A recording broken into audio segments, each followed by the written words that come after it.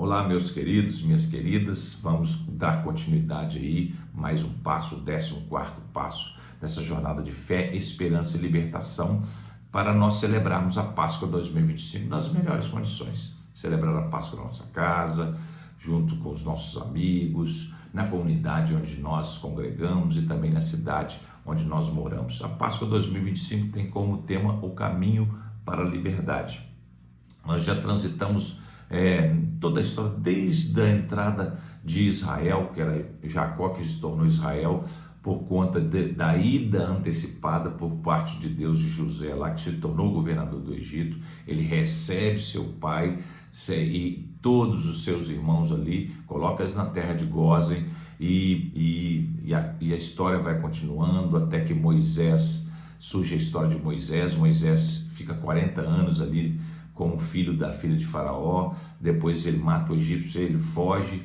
Agora Moisés, já com 80 anos, recebe a visitação de Deus ali, o Eu Sou, ali na sarça ardente, que ardia em fogo, mas não se consumia. Deus chama Moisés, equipa Moisés, dá todas as respostas para Moisés, quebra as resistências de Moisés, para que ele pudesse levar aos sacerdotes, aos líderes da nação de Israel, a palavra de libertação que Deus havia dado para ele ali na sarça que ardia e não se consumia. Agora chegou a hora dele retornar para o Egito, depois de que Pai falou assim: eu vou te dar Arão. Você não fala bem, não, mas Arão fala bem, ele vai ser sua boca lá perante Faraó, perante os israelitas também, que precisam ser convencidos que o Eu Sou ouviu o clamor deles e desceu para libertá-los. E o importante nessa história é exatamente que Deus vai fazer movimentos, vai tocar no coração, vai falar com Arão. Arão encontra-se com Moisés e eles vão retornar para o Egito. Olha só o que diz o capítulo 4 do livro de Êxodo, a partir do verso 18. Êxodo 4,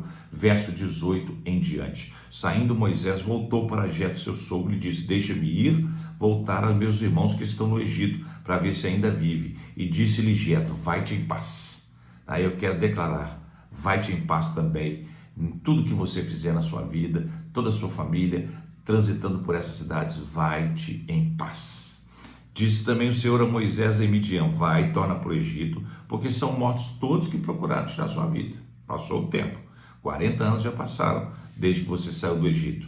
Tomou, pois, Moisés a sua mulher e seus filhos, fê-los montar no jumento e voltou para a terra do Egito. Moisés levava na mão o bordão de Deus. Lembra do bordão? Esse bordão vai ser instrumento de muitos milagres, sinais que Deus vai fazer perante Faraó e também em outras ocasiões. Disse o Senhor a Moisés: quando voltares ao Egito, vê que faças diante de Faraó todos os milagres que eu te pus na mão. Mas eu lhe endurecerei o coração de Faraó, para que não deixe ir. Dirás a Faraó, olha o verso 22 do capítulo 4 de Êxodo. Dirás a Faraó: assim diz o Senhor, Israel é o meu filho, o meu primogênito. Olha que lindo isso é maravilhoso, simplesmente maravilhoso. Digo-te, pois, deixa ir o meu filho, para que me sirva, mas se recusares a deixar ir, eis que matarei o seu filho primogênito. Israel é o meu filho primogênito, Deus falou. Deixa ele ir, se você recusar, eu mato seu filho primogênito. Estando Moisés a caminho numa estalagem, aí entra aquela questão da circuncisão. Zípora livra Moisés da morte ali, fazendo a circuncisão dos seus filhos, que ainda não havia sido feita. Assim o Senhor deixou e deu tudo certo lá com relação à questão do Moisés e seus filhos. No verso 27, o Senhor visita Arão. Disse o Senhor a Arão: vai ao deserto para te encontrar com Moisés. Ele foi, encontrando no monte de Deus, o beijou. Relatou Moisés a Arão todas as palavras do Senhor com as quais enviara e todos os sinais de que lhe mandara. Então se foram Moisés e Arão e ajuntaram todos os anciãos dos filhos de Israel. O que eu aprendo com isso aqui? Qualquer mudança, qualquer alteração, qualquer novidade, tudo aquilo que Deus possa estar ministrando no seu coração, no seio da sua família, no seu local de trabalho, na sua igreja, você tem que passar a visão. A visão foi dada a Moisés, mas ela não podia ficar com ele mesmo. Então ele vai falar com Jetro, ele vai convencer Jetro, ele vai convencer Zípora, sua mulher, ele vai convencer Arão, vai depois convencer as autoridades de Israel. E finalmente aqui no capítulo 4, nesses versos aqui, todo o povo de Israel vai ser convencido pela palavra e pelos sinais que Moisés mostrou para eles ali, através daquilo que Deus tinha dado a ele para realmente realizar o propósito. Interessante isso, né? Então, quando você tiver alguma situação desse tipo, não se esqueça, passa a visão, conversa, senta, mesa, fala daquilo que Deus está colocando no seu coração e deixa as pessoas realmente opinarem e vai convencendo até que você consiga chegar naquilo que é o propósito de Deus. Não é porque Deus revelou para você que automaticamente está resolvido. A parte do homem é inegociável, você tem que fazer, você tem que passar a visão. Outra coisa muito importante, Arão falou todas as coisas que o Senhor tinha dito a Moisés e fez os sinais à vista de todo o povo de Israel. E o povo creu. E tendo ouvido que o Senhor havia visitado os filhos de Israel e lhes vira a aflição, inclinaram e o adoraram. Esse momento aqui é muito legal. Moisés e Arão chegam ali diante do povo. Moisés já havia relatado tudo o que tinha acontecido. Arão passa para o povo, os sinais são feitos ali através do bordão de Moisés, transformando em cobra, aquele negócio todo, de tal sorte que o povo creu. E o povo entendeu que a oração tinha sido ouvida. Meu irmão, minha irmã, a sua oração está chegando aos ouvidos de Deus. A única hipótese dela não ser respondida é se você não cumprir aquilo que a própria Bíblia diz. Faça a vontade do Senhor e não a nossa. A vontade de Deus é boa, perfeita e agradável. A nossa oração deveria ser concluída sempre com a mesma condição que Jesus fez ali no Monte Getsemane, depois de falar, faça de mim esse cálice. Nós vamos ver isso no curso dessa jornada. E aí, quando ele termina a oração, ele fala assim, mas não seja feita a minha vontade, senão a tua. Então a nossa oração deve ser isso, porque a gente quer a vontade de Deus, que é boa, perfeita e agradável. Por que às vezes nós não recebemos resposta das nossas orações? Porque exatamente nós estamos fazendo pedidos egoístas, nós estamos pedindo a Deus sem sinceridade, para os nossos próprios deleites, como diz ali Tiago no capítulo 4, pedir mal e não receber, porque pedir para os seus próprios deleites. Então é uma oração com orgulho oculto, é uma oração do narcisista, é uma oração que não tem sinceridade, é uma oração que está pleiteando só coisas para o seu próprio deleite. E muitas vezes Deus não vai responder. E essa oração do povo de Israel chegou lá em Deus, e Deus mandou Moisés, e eles creram e adoraram a Deus. Que tremendo. Só que eles não estão sozinhos no processo, existe um faraó. Depois disso, olha o capítulo 5, depois disso foram Moisés e Arão a Faraó e disseram, assim diz o Senhor Deus de Israel, deixa ir o meu povo para que me celebre uma festa no deserto. Respondeu o Faraó, quem é o Senhor para que lhe ouça eu a voz e deixar ir a Israel? Não conheço o Senhor, nem tampouco deixarei Israel.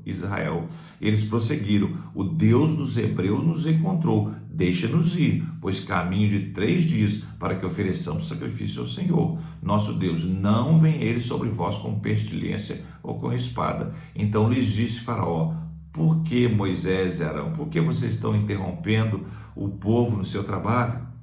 Ide as vossas tarefas. Disse também Faraó, o povo da terra já é muito, e vós os distraís nas suas tarefas. Aí,